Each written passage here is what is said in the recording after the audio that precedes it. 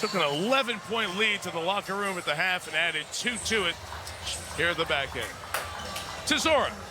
Shai, how did your play as a group match the magnitude of this game?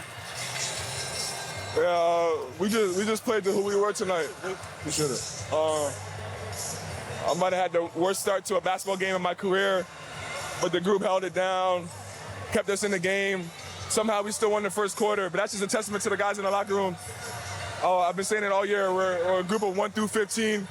And, we wouldn't be this deep in the season without the guys, everybody on the team, and it just showed again tonight. Why did the offense look better? We made adjustments after last game. Yeah, I think we just applied what we learned, and that's what a series is about against a really good team. You got to just try to get better after each and every game, and we definitely got better from last game. You talk about getting better. This group has the same process, win or lose. So given the opportunity that you all have in Game 6, how important is that process? Yeah, it's all that ever matters. Nothing else you can control. You can't control the outcomes, the shots going in or out. All you control is the process and the preparation, and that's what we're about. Lastly, when are you going to think you had a good game? When I have a good game. Thank you, Shai. Appreciate it. Mike? Total bench points tonight. Alex Caruso held to 0 points in Game 4, stepping up big with 14 points. He is plus 18, and Cason Wallace coming off the bench, knocking down 2 of 4. Huge so far for OKC. The depth is back. That's the game you can trust, presented by American Express. Maria Taylor, the Hall of Famers here. Carmelo Anthony, Vince Carter, and Tracy McGrady. And let's start with that bench, because the 2 things you guys requested were that Chet Holmgren show up big and that the bench show up again.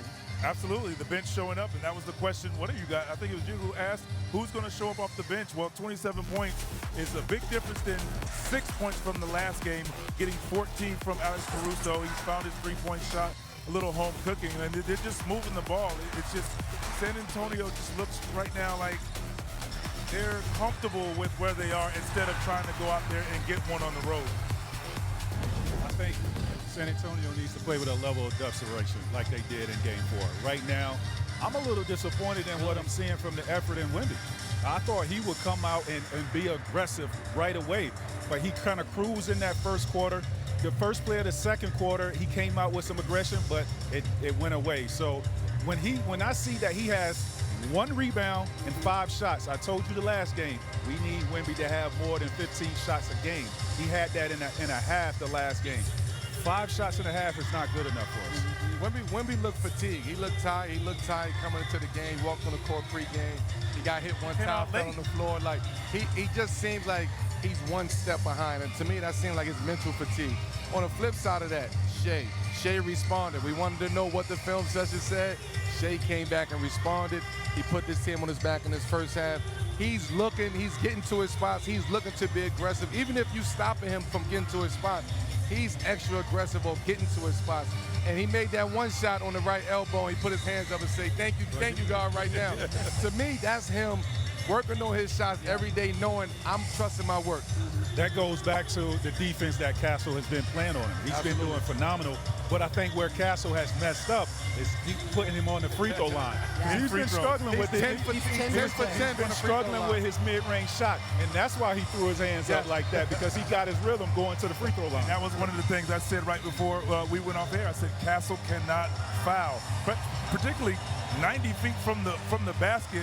Yes, be aggressive, but you at home, you're going to maybe get away with that at home, but on the road you can't do that, and he's getting caught with his hand in the cookie jar, and Shai is benefiting. To me, that's just a young mistake. You know, that's just somebody who an immature mistake at that moment. Castle knows better than that. But again, it's a fine line between being over-aggressive and just staying solid and understanding when to use your aggressiveness. Yeah, one thing that Chet said to Zora at the half is that we've been aggressive, but we've been smart, and we have to do that for another 24 minutes. That's OKC. So you mentioned Wemby. Remember, last game he had 22 points. That was how he showed up and really was defining how the game was going to go. How does he define how the second half starts coming out of the locker room? He just got to be dominant. He got to put this team on his back on the road. He got to get in that paint. He got to get as close as he can to the basket. He just got to dominate in that paint. He's got to dominate the paint all second half. I mean, on both ends of the court. I think the coaching staff, and the vet in the locker room channels their energy towards Wemby, challenging him on what he's going to bring to the table to find team. another. He's got to take over the game. I mean, you got to ignite him. he's got to take over the game. Yeah. He's got to be the best player in the second half. All right, we'll see if Wemby takes flight in the second half. Again, just 9 points in that first half and only 1 of 5. The guys would like to see more, and the Spurs need much more in the second half of this Game 5. He has shown so much poise. Now he returns guys back to OKC, and you know the Thunder want to land a punch. So Wemby's going to have to be the guy that defends against him. Well, we're talking about Game 5 of the Western Conference Finals. This is no X's and O's. This is about who turn it is and make a punch. For a couple games, OKC threw punches. San Antonio came back and threw punches. But this Game 5 right here, we know and we understand that whoever wins this game, the percentage of that percentage is going to win this series. So Wemby have to be, again, transcendent. On the road this time, not at home. He's on the road. I want to see if they can neutralize OKC's bench again the way that they did in San Antonio, which is why they was able to, be so destructive towards OKC in Game 4. Wemby have to be Wemby. He have to keep up in his game, another level. And this is not about X's and O's no more. This is about who wants it and who's going to go out there and win the middle game that's out there. This is about who are you? Yeah. What's your identity, right? If you look at games 1 and 4, Wembanyama dominated the game. He established himself on both ends of the court. He showed that he is a generational talent with a bunch of young stars around him that played their role to the T. OKC, who are you? Yeah. You're a team that is dominated with precision, right, with your depth. And with the two-time MVP being able to maneuver his way through the defenses, through the cracks of the defenses, and also close out games. Yes. And in games 2 and 3, OKC did exactly that. So Game 5, who are you? And who are you going to be tonight? And this is the response game for Shea.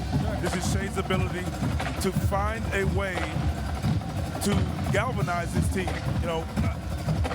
He's a 2-time MVP. He's a guy. He's seeing a lot of pressure. So I think this is that bench. You mentioned the bench. You can't have, as a bench that has been so successful, 6 bench points at halftime. So they need to make shots. I think Lou Dort is a guy who's going to need to make shots. If they're going to double team, Shea has to be willing to get off the ball early to get these guys shots. They have to shoot them, and obviously some have to go in. Because if not, that defense gets tougher and tougher like we've seen in the second half. Yeah, we just saw De'Aaron Fox, what a difference he's made from the point guard position for the Spurs. Remember, they had 44 turnovers in those first 2 games, just 28 turnovers in the last 2. That's been a big difference, just stability essentially for the Spurs too. Oh yeah, for me, that was a big difference in having Dillinghoffer and Fox be their primary ball handler. Because what you did when he was out, it put Stephen Castle in a precarious situation where that's not him to be a point guard. He needs to be an aggressive and stay in attack mode, and he's been doing that. And he only had 1 turnover, so that helps. So that means you're getting more possessions on the offensive end instead of having to get back in transition and guard, giving Shea another opportunity to score. All right, well, in what has been a heavyweight fight, we are getting set for round 5 with 2 teams that are tied up at 2-2. The drum